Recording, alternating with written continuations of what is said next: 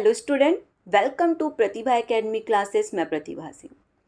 आज की क्लास में हम लोग कृष्ण भक्ति शाखा यानी सगुण धारा को पढ़ेंगे। ये एक ऐसा टॉपिक है जो बिहार शिक्षक भर्ती परीक्षा, TGT, PGT, EMRS, UGC NET, इन सारी परीक्षाओं के लिए ये टॉपिक काफ़ी महत्वपूर्ण है। इस टॉपिक से हमें परीक्षा में 2 या 3 प्रश्न तो ज़रूर देखने को मिल जाता है। वैसे तो कृष्ण काव्य धारा काफ़ी विस्तृत है, पर हम लोग सिर्फ और सिर्फ चुनिंदा टॉपिक को ही पढ़ेंगे। जो भी स्टूडेंट्स इस क्लास को पहली बार देख रहे हैं, इस क्लास का जो पार्ट 1 है, जिसका लिंक मैंने कमेंट बॉक्स में पिन कर दिया है, सबसे पहले आप उस क्लास को देखिए। उसके बाद आप अगर इस क्लास को देखते हैं तो आपको काफ़ी ज़्यादा फ़ायदा होगा। तो आपको काफ़ी अच्छे से समझ में आ जाएगा कि हम लोगों ने पहली क्लास में कहाँ से कहाँ तक पढ़ा था और आज की जो सेकंड क्लास है इसमें हम लोग कहाँ से कहाँ तक पढ़ेंगे। ठीक है। और जो भी स्टूडेंट्स इस क्लास को देख रहे हैं, इस क्लास में मैं जो पीडीएफ आप लोगों को पढ़ाऊंगी, अगर आप लोगों को ये पीडीएफ चाहिए तो कमेंट बॉक्स में मैंने अपने टेलीग्राम चैनल का लिंक पिन कर दिया है। वहाँ से आप मेरे टेलीग्राम चैनल पे जुड़ सकते हैं। वहाँ पे आपको ये पीडीएफ, साथ ही साथ टाइम टू टाइम क्लास की अपडेट और मेरे चैनल पे जितनी भी क्लास पोस्ट है उन सारे क्लास के पीडीएफ आपको मेरे चैनल पे देखने को मिल जाएगा। तो आइए हम लोग पढ़ना प्रारंभ करते हैं। सबसे पहले मैं आप लोगों को ये बता देती हूँ कि जो पहली क्लास थी कृष्ण काव्य धारा की, उसमें मैंने आप लोगों को क्या क्या पढ़ाया था और आज की क्लास में हम लोग क्या क्या पढ़ेंगे। ठीक है। तो पहली क्लास में हम लोगों ने सगुण काव्य धारा किस प्रकार प्रारंभ हुआ इसे देखा था। कृष्ण भक्ति परंपरा के प्रमुख प्रवर्तकों को पढ़ा था। कृष्ण काव्य की प्रमुख प्रवृत्ति को देखा था।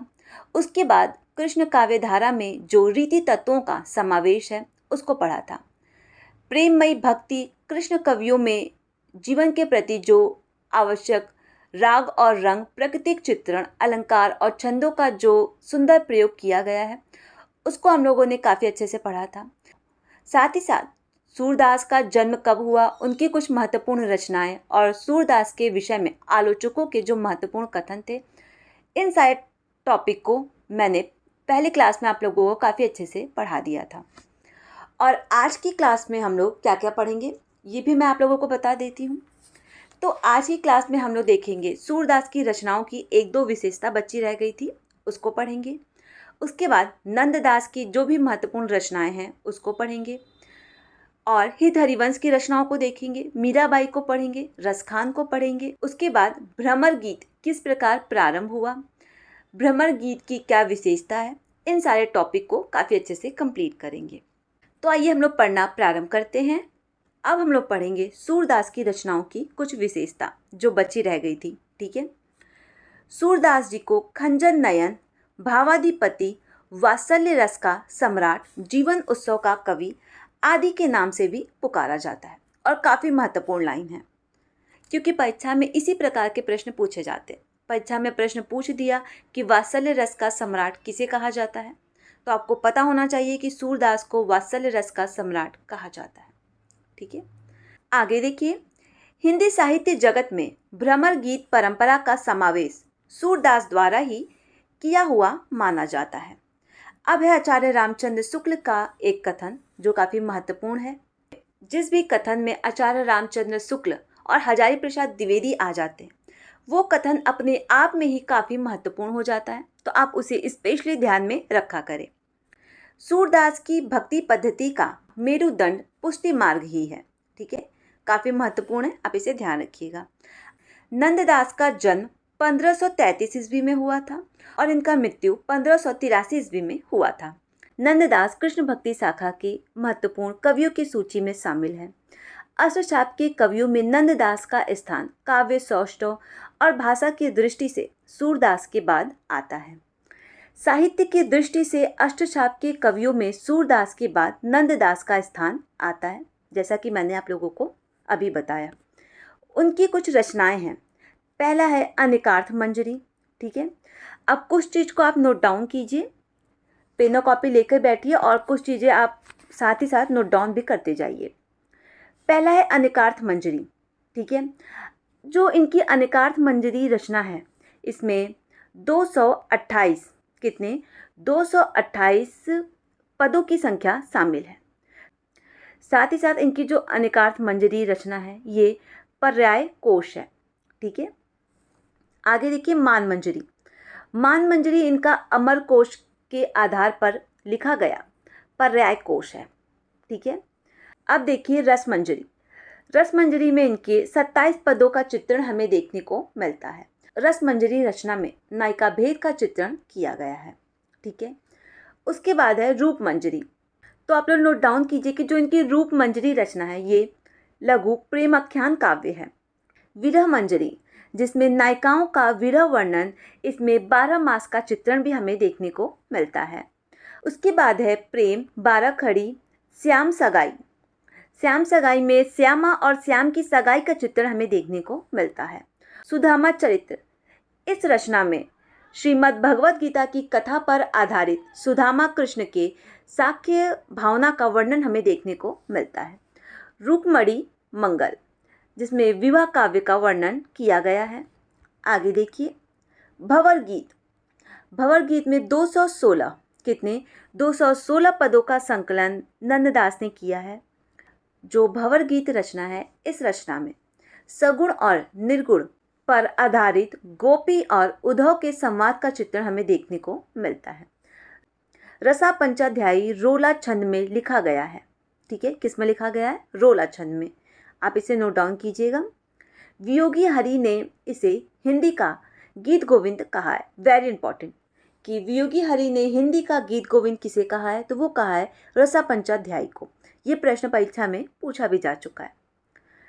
बहुत सारे तथ्यों को मैं पीडीएफ में शामिल नहीं कर पाती हूँ, जैसा कि मैंने अपने हर एक क्लास में आप लोगों को बताया है कि ये सारे पीडीएफ मैं खुद ही टाइप करती हूँ, खुद ही प्रूफ रीडिंग करती हूँ, तो इतना समय नहीं हो पाता है कि मैं हर एक तथ्यों को शामिल कर पाऊँ। इसी वजह से मैं ये पीडीएफ आप लोगों को प्रोवाइड करवा देती हूँ कि आप लोग आराम से इस पीडीएफ का प्रिंट आउट निकलवा लें, और साथ ही साथ वीडियो को देखते हुए जो भी मैं महत्वपूर्ण तथ्य बताते जा रही हूँ आप उसे नोट डाउन करेंगे तो आपका एक अच्छा खासा नोट्स तैयार हो जाएगा। तो हम लोग कहाँ पे थे? रसा पंचाध्यायी, जो कि रोला छंद में लिखा गया है। वियोगी हरि ने इसे हिंदी का गीत गोविंद कहा है। यह 5 अध्यायों में विभक्त है, यानी रसा पंचाध्यायी जो रचना है ये 5 अध्यायों में विभक्त है। हिंदी के समस्त भ्रमर गीतों में नंददास का भंवर गीत दार्शनिक दृष्टि से सर्वश्रेष्ठ है। ठीक है, अब आगे देखिए आप लोग। अगली रचना है सिद्धांत पंचाध्यायी, गोवर्धन लीला, नंददास पदावली। ठीक है, उसके बाद भंवर गीत और रसा पंचाध्यायी उनकी सर्वश्रेष्ठ कृति है। ठीक है, नंददास की भाषा अत्यंत परमार्जित है। अब आप इस लाइन को देखिए, और काफ़ी महत्वपूर्ण लाइन है। प्रसंगानुकूल सटीक शब्दों के चयन के कारण नंददास को जड़िया कहा जाता है। नंददास को जड़िया जो कहा जाता है वो किस लिए कहा जाता है? प्रसंगानुकूल सटीक शब्दों के चयन के कारण। और कवि गड़िया नंददास जड़िया उनको कहा जाता है। ठीक है, ये कथन कई बार परीक्षाओं में पूछा गया है। और कवि गड़िया नंददास जड़िया, ये कथन किसके लिए? तो ये कथन नंददास के लिए। ठीक है, अब हम लोग तीसरे रचनाकार को पढ़ेंगे, वो है हित हरिवंश। हित हरिवंश का जन्म 1534 ईस्वी को उत्तर प्रदेश के सहारनपुर जिले में हुआ। हित 84 इनका प्रसिद्ध ग्रंथ है। जो हित 84 रचना है ये ब्रज भाषा में लिखा गया है। आप इसे नोट डाउन कर लीजिए एक जगह। हित हरिवंश का एक और रचना है जिसका नाम है यमुनाष्टक, जो कि संस्कृत भाषा का ग्रंथ है। और जो हित 84 है वो ब्रज भाषा में लिखा गया है, ये मैंने आप लोगों को बता दिया है। अब आगे देखिए, इनकी भक्ति मधुर भाव की है। हित हरिवंश को राधा बल्लभ संप्रदाय का प्रवर्तक माना जाता है। राधा बल्लभ संप्रदाय में राधा का स्थान सर्वोपरि है तथा इसमें तत्व सुखी भाव, ठीक है, किसका? तत्व सुखी भाव को महत्व प्रदान किया गया है। अब आगे देखिए आप लोग, सरसता और भाषा का सरल रूप इनकी रचनाओं की विशेषता है। किसकी? हित हरिवंश की रचनाओं की। ठीक है, अब आगे हम लोग देखेंगे चौथे लेखक स्वामी हरिदास। स्वामी हरिदास का जन्म 1478 ईस्वी में और मृत्यु 1578 ईस्वी में हुआ था और ये साखी संप्रदाय के प्रवर्तक माने जाते हैं। आगे देखिए, सखी संप्रदाय को तटी संप्रदाय भी कहा जाता है। हरिदास एक प्रसिद्ध संगीतज्ञ थे। अकबर के दरबारी कवि तानसेन इन्हीं का शिष्य बताया जाता है। सिद्धांत के पद और केलीमाला इनकी रचनाएं हैं। यानी हरिदास की दो ही रचनाएं प्रसिद्ध हैं, पहला है सिद्धांत के पद और दूसरा है केलीमाला। अब आगे हम लोग देखेंगे मीराबाई। इनका जन्म 1516 ईस्वी और मृत्यु 1546 ईस्वी में हुआ था। चित्तौड़ के राजघराने की थी ये। मीराबाई का विवाह चित्तौड़ के राणा सांगा के पुत्र भोजराज से हुआ था, किंतु कुछ ही वर्षों बाद वह विधवा हो गई। मीराबाई द्वारा रचित 11 ग्रंथ बतलाए जाते हैं, जिसमें से केवल स्फुट पद ही प्रमाणिक हैं। गिरधर गोपाल के प्रति अत्यंत प्रेम ही मीरा की रचनाओं की मुख्य विशेषता है। मीराबाई की रचनाओं में मध्यकालीन सामंती परिवेश में नारी की पीड़ा और उसकी मुक्ति की आकांक्षा को प्रकट किया गया है। आगे देखिए, जो मीराबाई की भाषा है वो है राजस्थानी मिश्रित ब्रज भाषा। ठीक, मीराबाई के स्फुट पद मीराबाई की पदावली के नाम से ही प्रकाशित हैं। अब हम लोग देखेंगे मीराबाई की कुछ प्रमुख रचनाएं। पहला है गीत गोविंद की टीका, नरसी का मायरा, राग सोरठा, राग गोविंद, रुकमणी मंगल। ठीक है, ये इनकी 4-5 महत्वपूर्ण रचनाएं हैं जिसे आप याद रखिएगा। अब हम लोग देखेंगे रसखान को। रसखान का जन्म 1533 और मृत्यु 1618 में हुआ। रसखान ने अत्यंत सरल और मार्मिक रचनाएं की हैं। रसखान का मूल नाम सैयद इब्राहिम है और ये काफ़ी महत्वपूर्ण है। परीक्षा में 2 से 3 बार ये प्रश्न पूछा जा चुका है कि रसखान का मूल नाम क्या है, तो सैयद इब्राहिम है। ठीक है, इन्हें बल्लभ संप्रदाय में दीक्षित बतलाया जाता है। ठीक है, सवैया छंद में श्री कृष्ण की लीला का गान करने वाले प्रथम कवि ही रसखान है। आप इसे नोट डाउन कर लीजिएगा।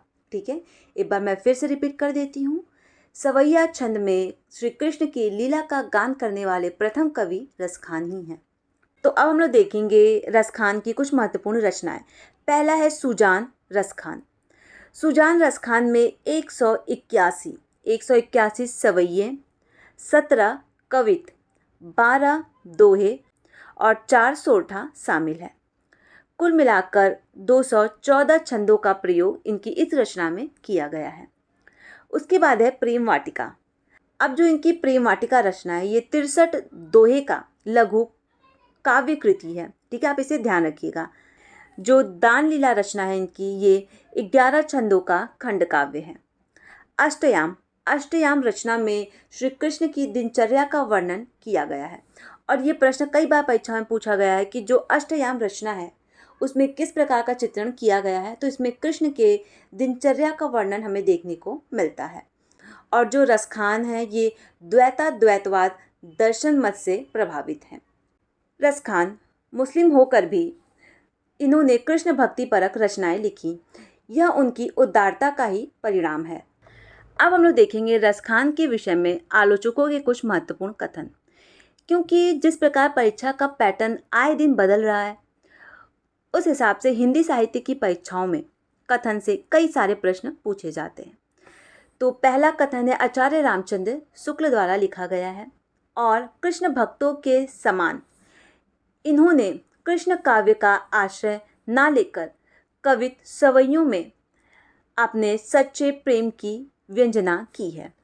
रसखान की कुछ रचनाएं हैं जैसा कि मैंने आप लोगों को अभी बताया भी था, सुजान सागर, प्रेम वाटिका, दान लीला और अष्टयाम। ठीक है, जो भी स्टूडेंट्स इस क्लास को देख रहे हैं आप लोग कमेंट कीजिएगा कि जो इनकी प्रेम वाटिका रचना है इस रचना में रसखान ने कुल कितने दोहों का प्रयोग किया है। मैंने आप लोगों को बताया भी है, आप लोग कमेंट कीजिएगा। ठीक है, अब हम लोग देखेंगे कृष्ण भक्ति काव्य की कुछ महत्वपूर्ण उपलब्धियाँ। तो आइए हम लोग देखते हैं। कृष्ण भक्त कवियों ने अपनी रचनाओं में कृष्ण की लीलाओं का गान किया है। उससे समाज में रागात्मकता का संचार होता है, उससे जीवन के प्रति चाह बढ़ती है। साहित्य और संगीत को जोड़ने में इन कवियों का योगदान महत्वपूर्ण है। विभिन्न राग रागनियों में रचित कृष्ण काव्य में संगीत का विकास होता है। आगे देखिए, कृष्ण भक्ति काव्य की भाव संप्रदा और परामर्जित अभिव्यक्ति से साहित्यिक दृष्टि से ब्रज भाषा समृद्ध होती है और वह मध्यकाल की सर्वप्रधान काव्य भाषा बन जाती है। तो अब हम लोग देखेंगे कृष्ण काव्य के विविध संप्रदाय। संप्रदाय का नाम क्या है, प्रवर्तक जो आचार्य हैं उन्होंने कृष्ण के किस स्वरूप को अपनी रचनाओं में स्थान दिया है। ठीक है। वल्लभ संप्रदाय, इस संप्रदाय के प्रवर्तक आचार्य हैं वल्लभाचार्य। वल्लभाचार्य ने अपनी रचनाओं में पुण्य, नंद, परम ब्रह्म और पुरुषोत्तम रूप में कृष्ण को स्वीकार किया है। निम्बार्का संप्रदाय, निम्बार्काचार्य ने राधा कृष्ण की युगल मूर्ति की उपासना की है अपनी रचनाओं में। राधा वल्लभ संप्रदाय हित हरिवंश का है। हित हरिवंश की रचनाओं में राधा ही प्रमुख है, कृष्ण ईश्वरों के भी ईश्वर हैं। आगे देखिए, उसके बाद है हरि संप्रदाय, जिसे हम सखी संप्रदाय भी कहते हैं, और इस संप्रदाय के प्रवर्तक हैं स्वामी हरिदास। स्वामी हरिदास ने अपनी रचनाओं में निकुंज, बिहारी रूप में कृष्ण का चित्रण किया है। अब आगे देखिए आप, अब हम लोग देखेंगे भ्रमर गीत परंपरा कि भ्रमर गीत परंपरा किसे कहते हैं, किस प्रकार प्रारंभ हुआ, क्योंकि इससे परीक्षा में प्रश्न पूछा जाता है। तो भ्रमर गीत परंपरा में गोपी संवाद का चित्रण हमें देखने को मिलता है। भ्रमर गीत का तात्पर्य उस उपालंबन काव्य से है जिसमें नायक की निष्ठुरता के साथ साथ नायिका की मूक व्यथा, वीर वेदना का मार्मिक चित्रण करते हुए नायक के प्रति नायिका के उपालंबनों का चित्रण किया जाता है। इस परंपरा के कुछ ग्रंथ इस प्रकार हैं। तो अब हम लोग देखेंगे इस परंपरा में जो लिखे गए कुछ प्रसिद्ध ग्रंथ हैं उसे हम लोग देखेंगे। पहला है भ्रमर गीत, जिसके लेखक हैं सूरदास, और ये जो भ्रमर गीत रचना है ये भगवत के 10वें स्कंद पर आधारित है। इसमें गोपियाँ भावुक अधिक हैं और तर्कशील कम हैं। ठीक है। उसके बाद है भंवर गीत, जिसके लेखक हैं नंददास। आपको हमेशा ध्यान रखना है कि भ्रमर गीत और भंवर गीत, जो भ्रमर गीत है वो सूरदास का है और जो भंवर गीत है वो नंददास का है। भंवर गीत में रचना में दार्शनिकता का चित्रण हमें देखने को मिलता है और भ्रमर गीत में गोपिकाएं जो है वो तर्कशील अधिक हैं। वहीं सूरदास की रचनाओं में गोपिकाएं तर्कशील कम हैं, भावुक ज़्यादा हैं। ठीक है। अब आगे देखिए आप, भ्रमर दूत, जिसके लेखक है सत्यनारायण कविरत्न, और ये रचना कई बार परीक्षाओं में पूछी गई है। जो भ्रमर दूत रचना है ये वात्सल्य वियोग का काव्य है। युगीन समस्याओं का चित्रण हमें इस रचना में देखने को मिलता है। अगली रचना है उद्धव शतक। ये रचना भी परीक्षा में अनगिनत बार पूछी जा चुकी है, तो आप इसे भी ध्यान रखिएगा। उद्धव शतक के रचनाकार है जगन्नाथ दास रत्नाकर। उद्धव शतक में भक्तिकालीन आख्यान एवं रीतिकालीन कलेवर का समावेश हमें देखने को मिलता है। उक्ति चतुर वर्णन कौशल में अद्वितीय है। ठीक है। तो इस प्रकार भ्रमर गीत की भी जो रचनाएं थी वो भी मैंने आप लोगों को काफ़ी अच्छे से बता दिया है।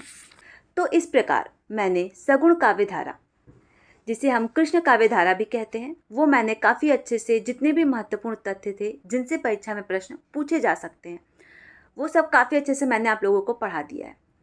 इस वीडियो को अगर आप लोग 1 से 2 बार देख लेते हैं तो कृष्ण काव्यधारा से परीक्षा में जो भी प्रश्न पूछे जाएंगे आप उसे काफ़ी आसानी से हल कर लेंगे। और ये क्लास आप लोगों को कैसा लगा आप लोग कमेंट ज़रूर कीजिएगा। और जो भी स्टूडेंट्स इस क्लास को देख रहे हैं, इस क्लास में मैंने जो PDF आप लोगों को पढ़ाया है, अगर आप लोगों को ये PDF और टाइम टू टाइम क्लास की अपडेट चाहिए तो उसके लिए मैंने कमेंट बॉक्स में अपने टेलीग्राम चैनल का लिंक पिन कर दिया है। वहाँ से आप मेरे टेलीग्राम चैनल पे जुड़ सकते हैं। वहाँ पे आपको टाइम टू टाइम क्लास की अपडेट साथ ही साथ ये सारे PDF देखने को मिल जाएगा। और जो नेक्स्ट क्लास होगी आप लोगों की, उस क्लास में हम लोग राम भक्ति शाखा को पढ़ेंगे। और ये क्लास आप लोगों को कैसा लगा अपनी प्रतिक्रिया ज़रूर दीजिएगा। साथ ही साथ ये वीडियो आप लोगों को पसंद आता है तो इस वीडियो को अपने दोस्तों के साथ शेयर करना और चैनल को सब्सक्राइब करना ना भूलें। किसी भी प्रकार का कोई डाउट होता है तो आप मुझे कमेंट कर सकते हैं, नहीं तो कमेंट बॉक्स में मैंने अपने इंस्टाग्राम का लिंक पिन कर दिया है, वहाँ से आप मुझे डायरेक्ट मैसेज भी कर सकते हैं। Thank you.